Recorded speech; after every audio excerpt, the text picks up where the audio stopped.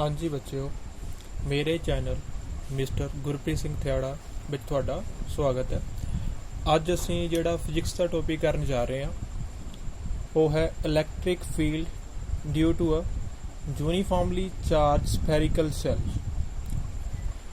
ਹੁਣ ਇਹਦੇ ਵਿੱਚ ਆਪਾਂ ਕੀ ਕਰਾਂਗੇ, ਸਾਡੇ ਕੋਲ ਸਭ ਤੋਂ ਪਹਿਲਾਂ ਕੀ ਆ, ਇੱਕ ਸਫੈਰੀਕਲ ਸੈੱਲ ਹੈ। ਸਫੇਅਰ ਦੀ ਸ਼ੇਪ ਤੁਹਾਨੂੰ ਪਤਾ ਆ ਜਿਹੜੀ ਆਪਾਂ ਸਫੇਅਰ ਦੀ ਸ਼ੇਪ ਡਰਾ ਕਰ ਰਹੇ ਆ ਕੀ ਹੈ, ਇੱਕ ਸਾਡੇ ਕੋਲ ਸਫੇਰੀਕਲ ਸੈੱਲ ਹੈ ਜਿਹਦਾ ਸੈਂਟਰ ਕੀ ਹੈ O ਹੈ ਦਿੱਤਾ ਹੋਇਆ। Consider a thin spherical shell of radius R and centre O। Radius ਉਹਦਾ ਕਿੰਨਾ ਦਿੱਤਾ ਹੋਇਆ ਸਾਨੂੰ R। ਆਪਾਂ ਦੋ ਚੀਜ਼ਾਂ ਨੋਟ ਕੀਤੀਆਂ ਕਿ ਸਾਡੇ ਕੋਲ ਇੱਕ ਸੈੱਲ ਹੈ ਸਫੈਰੀਕਲ ਸੈੱਲ। ਹੁਣ ਤੁਸੀਂ ਥੋੜਾ ਕੁ ਜੇ ਧਿਆਨ ਦੇਵੋ ਤਾਂ ਸਾਡੇ ਕੋਲ ਜਿਹੜੀਆਂ ਸਫੇਅਰ ਹੁੰਦੇ ਉਹ ਦੋ ਤਰ੍ਹਾਂ ਦੇ ਹੁੰਦੇ ਆ। ਇੱਕ ਹੁੰਦਾ ਆ ਸੋਲਿਡ ਸਫੇਅਰ, ਇੱਕ ਹੁੰਦਾ ਜਿਹੜਾ ਹੋਲੋ ਸਫੇਅਰ। ਇੱਥੇ ਸਾਡੇ ਕੋਲ ਹੋਲੋ ਆ, ਸ਼ੈਲ ਦਾ ਮਤਲਬ ਇੱਥੇ ਕੀ ਹੈ, ਇੱਕ ਸਾਡੇ ਕੋਲ ਹੋਲੋ ਸਫੇਅਰ ਆ। ਹੋਲੋ ਦਾ ਮਤਲਬ ਹੁੰਦਾ ਖੋਖਲਾ। ਸੋਲਿਡ ਜਿਹੜਾ ਬਿਲਕੁਲ ਅੰਦਰੋਂ ਭਰਿਆ ਹੋਇਆ ਹੁੰਦਾ, ਹੋਲੋ ਕੀ ਹੁੰਦਾ ਆ, ਖੋਖਲਾ। ਸਾਡੇ ਕੋਲ ਇੱਕ ਕੀ ਆ, ਖੋਖਲਾ ਸਫੇਅਰ ਆ। ਸਫੇਅਰ ਹੁੰਦਾ ਗੋਲਾ ਜਿਹਦਾ ਕਿ ਸੈਂਟਰ ਸਾਡੇ ਨੂੰ ਦਿੱਤਾ ਹੋਇਆ ਜਿਹੜਾ O ਅਤੇ ਰੇਡੀਅਸ ਦਿੱਤਾ ਹੋਇਆ R। ਹੁਣ ਇਹਦੇ ਵਿੱਚ ਆਪਾਂ ਕਰਨਾ ਕੀ ਆ, ਇਸ ਸਫੇਅਰ ਦੇ ਕਰਕੇ ਕਿਸੇ ਪੁਆਇੰਟ ਦੇ ਉੱਤੇ ਕਿੰਨਾ ਇਲੈਕਟ੍ਰਿਕ ਫੀਲਡ ਹੋਊਗਾ।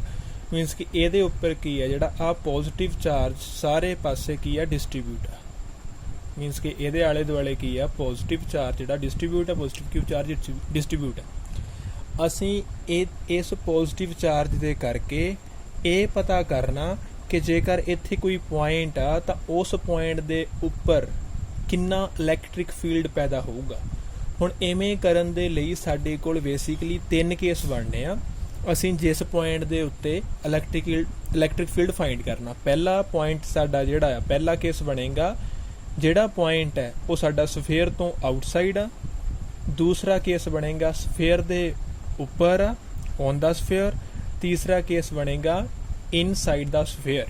ਹੁਣ ਅਸੀਂ ਇਹਦਾ ਜਿਹੜਾ ਫਸਟ ਕੇਸ ਕਰਨ ਜਾ ਰਹੇ ਹਾਂ, ਫਸਟ ਕੇਸ ਦੇ ਵਿੱਚ ਜਿਹੜਾ ਨੋਟ ਕਰ ਲਓ, ਫਸਟ ਕੇਸ ਦੇ ਵਿੱਚ ਕੀ ਆ, when point P lies, case number 1, when point P lies outside the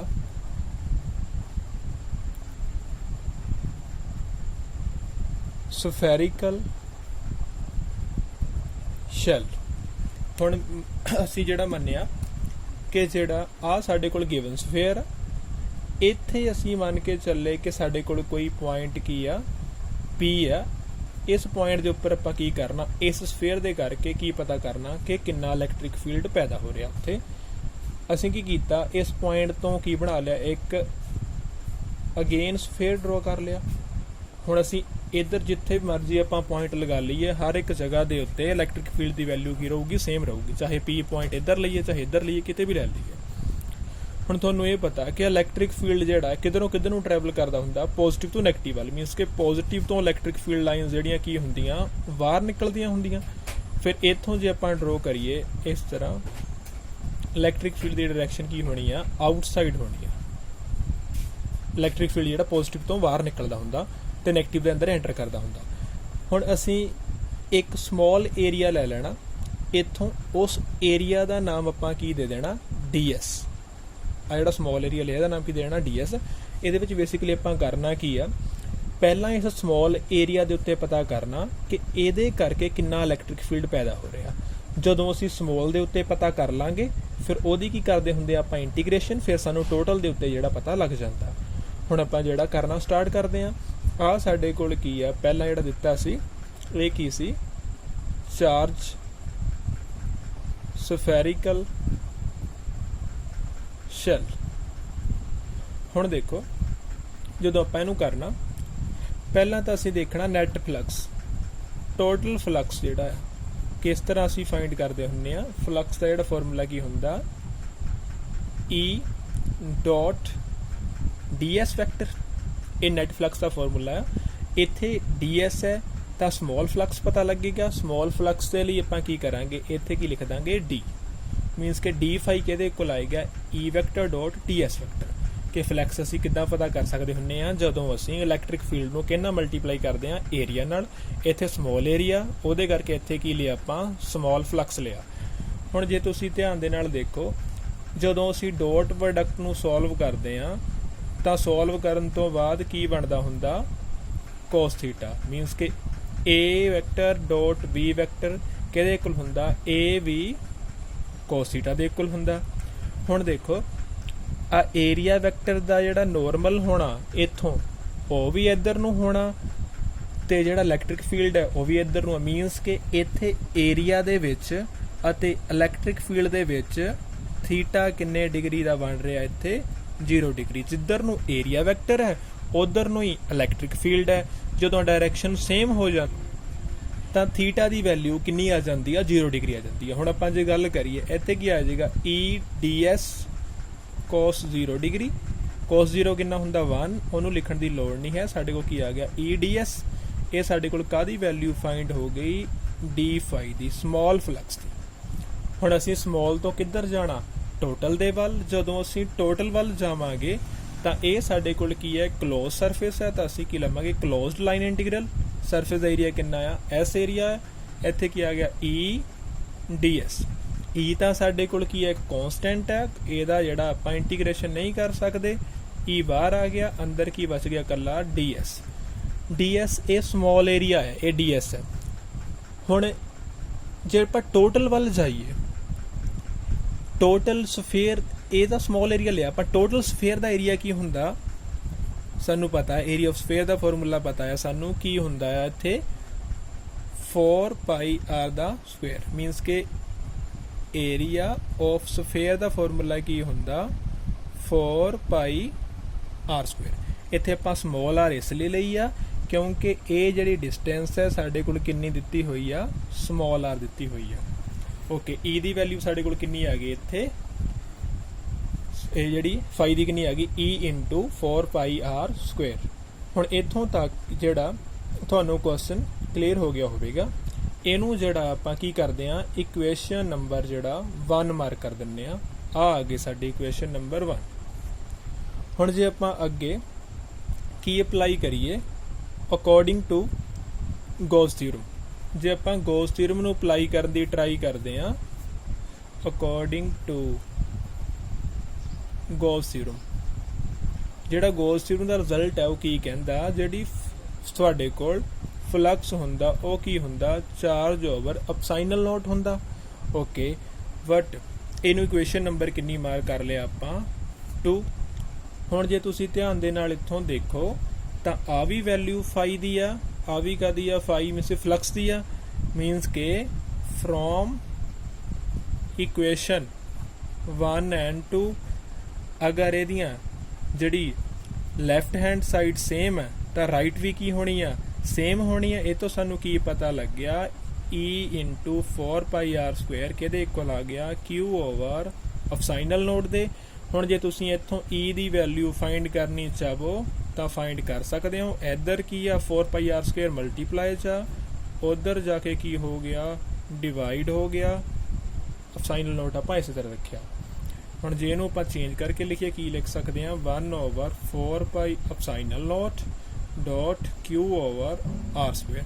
ਇਹਨੂੰ ਲਿਖਣ ਦੇ ਵਿੱਚ ਐਦਾਂ ਕੋਈ ਵੀ ਫਰਕ ਨਹੀਂ ਹੈਗਾ। ਇਹ ਉਹ ਵਾਲਾ ਕੇਸ ਹੈ ਜਿਹਦੇ ਵਿੱਚ ਸਮੋਲ r ਜਿਹੜਾ ਆ ਗ੍ਰੇਟਰ ਦੈਨ ਹੈ ਕੈਪੀਟਲ R।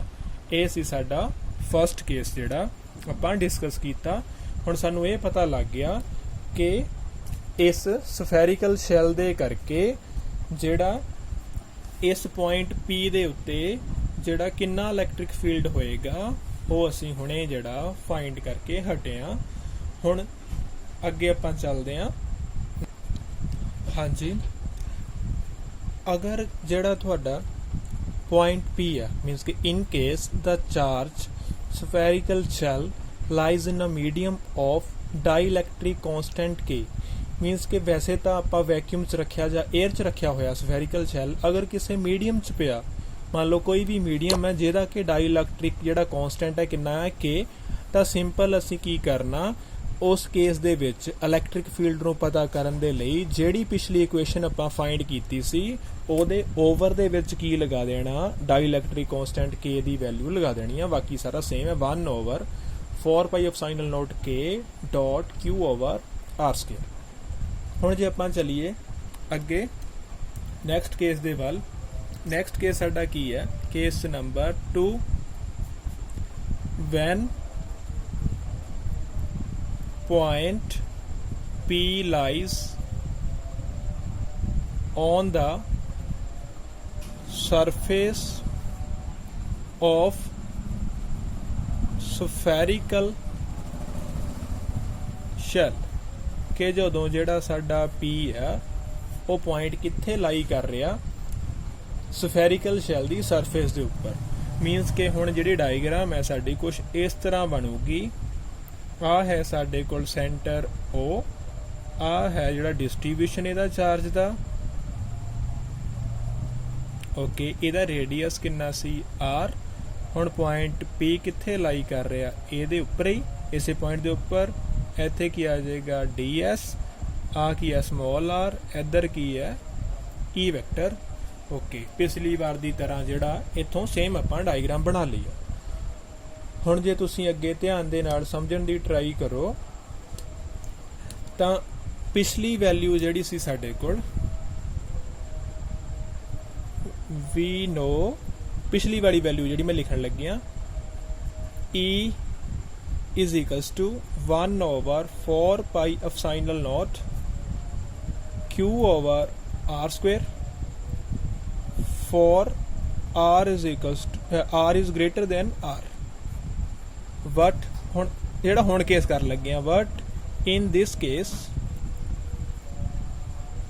ਜਿਹੜਾ ਹੁਣ ਕੇਸ ਕਰ ਲੱਗੇ ਆ ਇਹਦੇ ਵਿੱਚ small r and capital R ਕੀ ਆ, ਇਕੁਅਲ ਆ। ਮੀਨਸ ਕਿ ਇਸ ਕੇਸ ਦੇ ਵਿੱਚ ਇਲੈਕਟ੍ਰਿਕ ਫੀਲਡ ਦੀ ਜਿਹੜੀ ਵੈਲਿਊ ਹੈ ਉਹ ਕਿੰਨੀ ਆਣੀ, 1 over 4 pi epsilon naught q over capital R ਦਾ ਸਕੁਅਰ। ਕਿਉਂਕਿ ਇੱਥੇ ਕੀ ਆ, ਸਮਾਲ r ਤੇ ਕੈਪੀਟਲ R ਕੀ ਆ, ਦੋਨੋਂ ਇਕੁਅਲ ਹੈ, ਓਕੇ। ਹੁਣ ਇਹਦਾ ਰਿਲੇਸ਼ਨ ਤੁਸੀਂ ਸਮਝ ਗਏ ਹੋਵੋਗੇ ਕਿ ਜਦੋਂ ਪੁਆਇੰਟ P ਸਫੈਰੀਕਲ ਸ਼ੈਲ ਦੇ ਉੱਪਰ ਲਾਈ ਕਰ ਰਿਹਾ ਹੋਵੇਗਾ ਉਸ ਟਾਈਮ ਇਲੈਕਟ੍ਰਿਕ ਫੀਲਡ ਦੀ ਵੈਲਿਊ ਕਿੰਨੀ ਆਏਗੀ, 1 over 4 pi epsilon naught q over r square. ਇਸ ਕੇਸ ਦੇ ਵਿੱਚ ਕੀ ਹੈ, ਸਮਾਲ r ਕਿਹਦੇ ਇਕੁਅਲ ਹੈ, ਕੈਪੀਟਲ R ਦੇ ਇਕੁਅਲ ਆ। ਆਈ ਹੋਪ ਕਿ ਇਹ ਵਾਲਾ ਕਨਸੈਪਟ ਵੀ ਜਿਹੜਾ ਤੁਹਾਨੂੰ ਕਲੀਅਰ ਹੋ ਗਿਆ ਹੋਵੇਗਾ, ਓਕੇ। ਹੁਣ ਸੇਮ ਉਸੇ ਤਰ੍ਹਾਂ ਜਿਸ ਤਰ੍ਹਾਂ ਆਪਾਂ ਉੱਪਰ ਕੀਤਾ ਸੀ ਕਿ in case the charge spherical shell lies in a medium, ਜੇਕਰ ਜਿਹੜਾ spherical shell ਹੈ ਕਿਸੇ ਮੀਡੀਅਮ ਦੇ ਵਿੱਚ ਪਿਆ ਜਿਹਦਾ ਕਿ dielectric constant of dielectric constant is k, then electric field the value ਹੁਣ ਕਿੰਨੀ ਆਵੇਗੀ, 1 over 4 pi epsilon naught, ਜਿਹੜਾ ਇਹਦੇ ਓਵਰ ਚ ਕੀ ਆ ਜਾਏਗਾ k, ਜਿਹੜਾ ਆਪਾਂ ਹੁਣੇ ਗੱਲ ਕਰਕੇ ਹਟੇ ਆ, ਇੱਥੇ ਕੀ ਆ ਗਿਆ q over r square. Sorry ਇਹ ਆਪਾਂ ਸਿੰਪਲ ਕਰ ਰਹੇ ਹਾਂ, ਇੱਥੇ ਵੈਕਟਰ ਲਗਾਉਣ ਦੀ ਲੋੜ ਨਹੀਂ, ਆਪਾਂ ਮੈਗਨੀਟਿਊਡ ਦੇ ਵਿੱਚ ਹੀ ਆਨਸਰ ਕੱਢ ਰਹੇ ਹਾਂ। ਆਈ ਹੋਪ ਕਿ ਇੰਨੀ ਵੀ ਤੁਹਾਨੂੰ ਜਿਹੜੀ ਚੀਜ਼ ਉਹ ਪਤਾ ਲੱਗ ਗਈ ਹੋਵੇਗੀ। ਜੇ ਮੈਂ ਅੱਗੇ ਗੱਲ ਕਰਾਂ ਥਰਡ ਕੇਸ ਦੀ, ਕੇਸ ਨੰਬਰ 3। ਕੇਸ ਨੰਬਰ 3 ਕੀ ਆ ਕਿ ਜਦੋਂ ਕੇਸ ਨੰਬਰ 3 ਕੀ ਆ, when point P lies inside the spherical shell, ਕਿ ਜਦੋਂ ਪੁਆਇੰਟ ਜਿਹੜਾ P ਆ ਉਹ ਕਿੱਥੇ ਲਾਈ ਕਰੇ, ਸਫੈਰੀਕਲ ਸ਼ੈਲ ਦੇ ਅੰਦਰ। ਮੀਨਸ ਕਿ ਜੇ ਮੈਂ ਡਾਇਗਰਾਮ ਬਣਾਵਾਂ ਇੱਧਰ ਤਾਂ ਆ ਹੈ ਤੁਹਾਡੀ ਕੈਪੀਟਲ R, ਓਕੇ। ਇੱਥੇ ਪੁਆਇੰਟ P ਕਿਤੇ ਲਾਈ ਕਰ ਰਿਹਾ, ਇਹ ਕੀ ਹੈ, ਆਲੇ ਦੁਆਲੇ ਜਿਹੜਾ ਚਾਰਜ ਦਾ ਡਿਸਟ੍ਰੀਬਿਊਸ਼ਨ ਹੈ। ਹੁਣ ਜੇ ਤੁਸੀਂ ਧਿਆਨ ਦੇ ਨਾਲ ਦੇਖੋ ਇਸ ਕੇਸ ਦੇ ਵਿੱਚ ਅੰਦਰ ਡਿਸਟ੍ਰੀਬਿਊਸ਼ਨ ਚਾਰਜ ਦਾ ਕਿੰਨਾ ਆ, ਬਿਲਕੁਲ 0 ਆ। ਮੀਨਸ ਕਿ B ਨੋ, ਪਹਿਲਾਂ ਤਾਂ ਅਸੀਂ ਪਿਛਲਾ ਰਿਲੇਸ਼ਨ ਲੈਣ ਲੱਗੇ ਆ। ਪਿਛਲੇ ਰਿਲੇਸ਼ਨ ਦੇ ਵਿੱਚ ਕੀ ਸੀਗਾ, when r greater than r, then ਜਦੋਂ ਛੋਟੀ r ਵੱਡੀ r ਨਾਲੋਂ ਜਿਹੜੀ ਗ੍ਰੇਟਰ ਸੀ, ਉਸ ਕੇਸ ਦੇ ਵਿੱਚ e ਦੀ ਵੈਲਿਊ ਕਿੰਨੀ ਸੀ 1/4 pi epsilon naught q over r square. But ਪਰ ਹੁਣ ਦੇ ਕੇਸ ਦੀ ਜੇ ਆਪਾਂ ਗੱਲ ਕਰੀਏ, but in this case q is equals to 0। ਇਸ ਕੇਸ 'ਚ ਤਾਂ ਅੰਦਰ ਚਾਰਜ ਹੈ ਹੀ ਨਹੀਂ, ਅੰਦਰ ਵਾਲੇ ਚਾਰਜ ਦੀ ਵੈਲਿਊ ਕਿੰਨੀ ਆ 0। ਫਿਰ ਇਹ ਤੋਂ ਸਾਨੂੰ ਇਲੈਕਟ੍ਰਿਕ ਫੀਲਡ ਦੀ ਕਿੰਨੀ ਵੈਲਿਊ ਮਿਲ ਗਈ 0। ਹੁਣ ਸਾਨੂੰ ਇਹ ਤੋਂ ਕੀ ਪਤਾ ਲੱਗਿਆ ਕਿ ਇਸ ਕੇਸ ਦੇ ਵਿੱਚ ਅੰਦਰ ਜਿਹੜੀ ਇਲੈਕਟ੍ਰਿਕ ਫੀਲਡ ਹੈ p ਪੁਆਇੰਟ ਦੇ ਉੱਤੇ, ਤਾਂ ਇਹਦੀ ਵੈਲਿਊ ਕਿੰਨੀ ਹੋਊਗੀ 0 ਹੋਊਗੀ। ਹੁਣ ਇਹ ਸੀਗਾ ਸਾਡਾ ਕੰਪਲੀਟ ਆਰਟੀਕਲ। ਇਹਦੇ ਵਿੱਚ ਆਪਾਂ ਕੀ ਕੀਤਾ, ਇੱਕ ਜਿਹੜਾ ਸਫੈਰੀਕਲ ਸ਼ੈਲ ਲਿਆ, ਉਹਦੇ ਕਰਕੇ ਆਪਾਂ 3 ਕੇਸ ਬਣਾਏ। ਪਹਿਲਾ ਕੇਸ ਆਪਾਂ ਇਹ ਪਤਾ ਕੀਤਾ ਸੀ ਕਿ ਉਸ ਸਫੈਰੀਕਲ ਸ਼ੈਲ ਦੇ ਕਰਕੇ ਆਊਟਸਾਈਡ ਕਿੰਨਾ ਮੈਗਨੈਟਿਕ ਫੀਲਡ ਇਲੈਕਟ੍ਰਿਕ ਫੀਲਡ ਜਿਹੜਾ ਪੈਦਾ ਹੋਊਗਾ, ਉਹਦਾ ਰਿਜ਼ਲਟ ਇਹ ਬਣਿਆ ਸੀ। ਫਿਰ ਆਪਾਂ ਪਤਾ ਕੀਤਾ ਸੀ ਕਿ ਉਹ ਪੁਆਇੰਟ P ਅਗਰ ਔਨ ਦਾ ਸਫੈਰੀਕਲ ਸ਼ੈਲ ਹੋਵੇ ਤਾਂ ਕਿੰਨਾ ਇਲੈਕਟ੍ਰਿਕ ਫੀਲਡ ਪੈਦਾ ਹੋਏਗਾ, ਉਹਦਾ ਰਿਜ਼ਲਟ ਇਹ ਕੀਤਾ। ਫਿਰ ਆਪਾਂ ਕੀਤਾ ਕਿ ਅਗਰ ਇਨਸਾਈਡ ਦਾ ਸਫੈਰੀਕਲ ਸ਼ੈਲ ਹੋਵੇ, ਇਨਸਾਈਡ Q ਦੀ ਵੈਲਿਊ 0 ਹੁੰਦੀ ਹੈ, ਇਸ ਕਰਕੇ ਅਗਰ ਚਾਰਜ ਹੀ ਅੰਦਰ ਹੈ ਨਹੀਂਗਾ ਤਾਂ ਇਲੈਕਟ੍ਰਿਕ ਫੀਲਡ ਵੀ ਨਹੀਂ ਹੋਣਾ, ਇਲੈਕਟ੍ਰਿਕ ਫੀਲਡ ਦੀ ਵੈਲਿਊ ਕਿੰਨੀ ਆਏਗੀ 0 ਆਏਗੀ। ਆਈ ਹੋਪ ਕਿ ਤੁਹਾਨੂੰ ਮੇਰਾ ਇਹ ਵਾਲਾ ਲੈਕਚਰ ਜਿਹੜਾ ਵਧੀਆ ਲੱਗਿਆ ਹੋਵੇਗਾ। ਅਗਰ ਕੋਈ ਡਾਊਟ ਹੋਵੇ ਤਾਂ ਤੁਸੀਂ ਕਮੈਂਟ ਸੈਕਸ਼ਨ ਵਿੱਚ ਕਮੈਂਟ ਕਰਕੇ ਪੁੱਛ ਸਕਦੇ ਹੋ। ਜੇਕਰ ਤੁਸੀਂ ਮੇਰੇ ਚੈਨਲ ਨੂੰ ਹਲੇ ਤੱਕ ਸਬਸਕ੍ਰਾਈਬ ਨਹੀਂ ਕੀਤਾ ਤਾਂ ਸਬਸਕ੍ਰਾਈਬ ਕਰ ਦੇਣਾ, ਤਾਂ ਕਿ ਆਉਣ ਵਾਲੀਆਂ ਵੀਡੀਓਜ਼ ਤੁਹਾਨੂੰ ਸਮੇਂ ਸਿਰ ਮਿਲਦੀਆਂ ਰਹਿਣ। ਧੰਨਵਾਦ।